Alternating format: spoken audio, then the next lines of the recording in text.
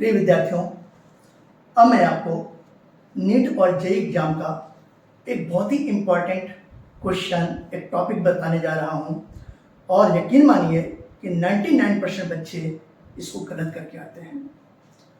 आप ऐसा ना कीजिए, इसलिए इसको ध्यान से समझिए। अगर हम लोग यहाँ पे देखें तो बोर्ड पे लिखा हुआ है ट्राइसिलाइल एमीन लिखा हुआ है और ट्राइमिथाइल एमीन।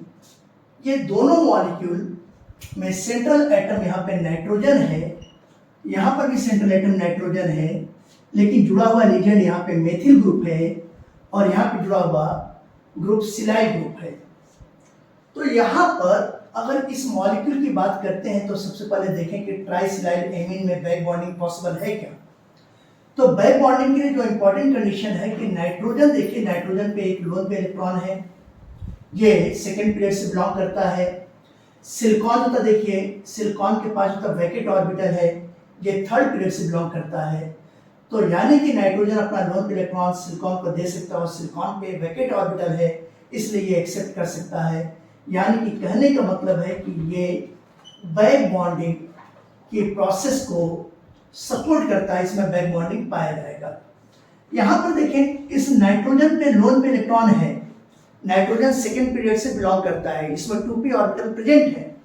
लेकिन मेथिल ग्रुप में जो कार्बन खुद सेकेंड पीरियड से बिलोंग करता है, कार्बन का ऑक्टेट कंप्लीट है यहाँ पे ऑलरेडी, वैकेट ऑर्बिटल भी नहीं प्रेजेंट है, जिसकी वजह से यहाँ पे बैक बॉन्डिंग पॉसिबल नहीं है। तो बैक बॉन्डिंग यहाँ पर पॉसिबल नहीं है।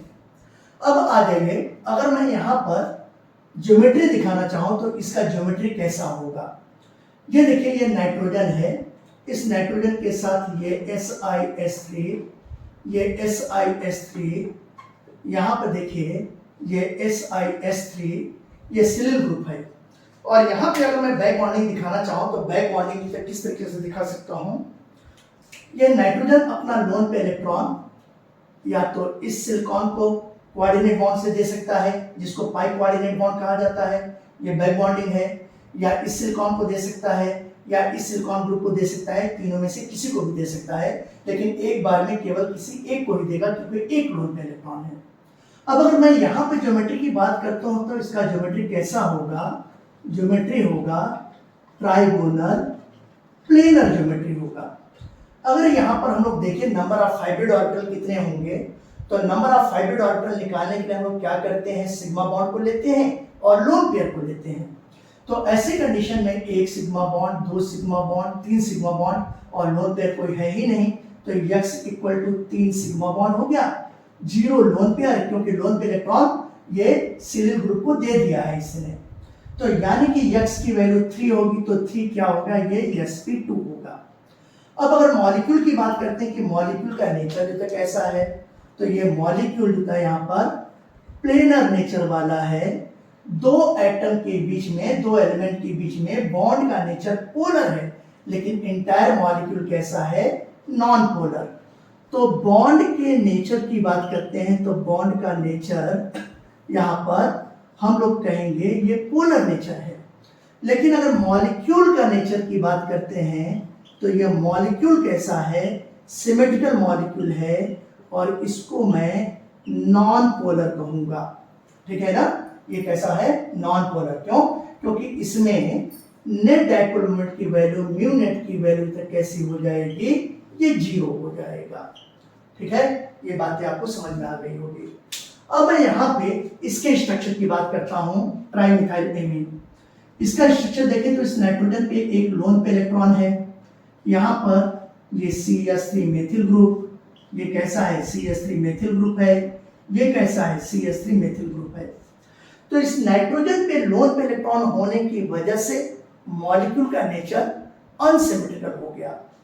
तो ये मॉलिक्यूल तक कैसा हो जाएगा, मॉलिक्यूल का नेचर अनसिमेट्रिकल हो जाएगा।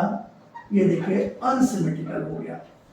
अब यहाँ पे अगर इसका जनरल फॉर्मूला बनाते हैं तो सेंट्रल एटम नाइट्रोजन है, नाइट्रोजन के लिए A लिखा, 3 बॉन्ड हैं, ये AB3 हो गया, एक लोन पेयर है, ये AB3L हो गया। तो AB3L किसका फॉर्मूला होता है, अमोनिया का। अमोनिया के केस में भी नाइट्रोजन पे एक लोन पे इलेक्ट्रॉन है, 3 हाइड्रोजन सिग्मा बॉन्ड से कनेक्टेड है और एक लोन पेयर है तो उसका भी यही होता है Ab3L। तो जब Ab3L इसका है तो अमोनिया का शेप कैसा होगा, ट्राइगोनल पिरामिडल शेप होता है, तो इसका भी शेप ट्राइगोनल पिरामिडल शेप होता है। ये देखिए ट्राइगोनल पिरामिडल शेप हो गया। इसके शेप को मैं दिखाना चाहूँ तो देखिए इसका शेप इस तरीके से होगा और ये शेप क्या कहलाता है, ट्राइगोनल पिरामिडल शेप। अब बात आई कि यहाँ पर नंबर ऑफ हाइब्रिड ऑर्बिटल की बात करता हूँ। तो number of hybrid orbital x निकालने का फॉर्मूला है कि कितने सिग्मा बॉन्ड है, जितने सिग्मा बॉन्ड है प्लस लोन पे इलेक्ट्रॉन। तो यहाँ पे देखिए ये सिग्मा बॉन्ड, ये सिग्मा बॉन्ड, ये सिग्मा बॉन्ड और ये एक लोन पे इलेक्ट्रॉन है। तो ये x की वैल्यू तक क्या होगी, ये 3 सिग्मा बॉन्ड प्लस एक लोन पे इलेक्ट्रॉन हो गया। तो ऐसी कंडीशन में x की वैल्यू 4 हो गई और 4 का मतलब किस तरीके का हाइब्रिडेशन होगा, sp3 टाइप का हाइब्रिडेशन होगा। यहाँ पर लोन पेयर है तो इसको हम लोग डिस्टॉर्टेड टेट्राहेड्रल भी कर सकते हैं, ये बात ध्यान रखिएगा, ठीक है ना। इसकी ज्योमेट्री डिस्टॉर्टेड टेट्राहेड्रल भी कर सकते हैं। ये है। अगर हम लोग यहाँ पे बॉन्ड एंगल की बात करते हैं तो यहाँ पे बॉन्ड एंगल ट्राइगोनल प्लेनर है तो बॉन्ड एंगल लगभग तो 120 डिग्री होगा। तो अगर मैं तो बॉन्ड एंगल की बात करता हूँ तो बॉन्ड एंगल 120 डिग्री होगा। और इसके बॉन्ड एंगल की बात करते हैं तो इसका बॉन्ड एंगल अमोनिया में 107.5 डिग्री होता है, तो लगभग तक उतना ही होगा। तो यहाँ पर देखें इसका जो बॉन्ड एंगल होगा, bond angle nearly equal to the bond angle of NH3, यानी कि 107 डिग्री के आसपास होगी। एग्जैक्ट उतना नहीं कह सकते हैं लेकिन उसके आसपास होगी, ये बात है। अब देखिए ये नाइट्रोजन पे लोन पे इलेक्ट्रॉन तो अवेलेबल है नहीं, तो जब ये लोन पे इलेक्ट्रॉन अवेलेबल नहीं है तो ये हम लोग इसको लेविस बेस नहीं कर सकते हैं। ये देखिए ये लेविस बेस की तरह जो बिहेव नहीं करेगा, या अगर कहेंगे हम लोग तो इसको जो वीकर लेविस बेस कहेंगे। लेविस बेस वो होते हैं जिनमें लोन पे इलेक्ट्रॉन अवेलेबल हो और वो किसी दूसरे मॉलिक्यूल में प्रेजेंट एटम को दें, सेम मॉलिक्यूल के एटम को ना दे देता है, ठीक है ना, ये बात ध्यान रखिएगा। तो ये वीकर लेविस बेस होगा या लेविस बेस हम लोग इसको कहेंगे ही नहीं। अब यहाँ पे देखें कि ये नाइट्रोजन पे लोन पे इलेक्ट्रॉन है अवेलेबल, तो ये किसी को लोन पे इलेक्ट्रॉन पार्शियली दे सकता है कोऑर्डिनेट बॉन्ड से, या किसी दूसरे को दे सकता है। तो ऐसी कंडीशन में ये किसकी तरह बिहेव करेगा, इसके कंपेयर में स्ट्रॉन्गर लेविस बेस है। तो ये लेविस बेस है और कंपेयर करेंगे तो ये किस तरीके का है, ये स्ट्रॉन्गर लेविस बेस है। तो ये दोनों मॉलिक्यूल में डिफरेंसेज आपको समझ में आया। दोनों मॉलिक्यूल सेम तरीके से हैं लेकिन दोनों की प्रॉपर्टी अलग अलग है। एक मॉलिक्यूल बैक बॉन्डिंग शो कर रहा है, दूसरा मॉलिक्यूल बैक बॉन्डिंग शो नहीं कर रहा है। दोनों का ज्योमेट्री भी अलग अलग है।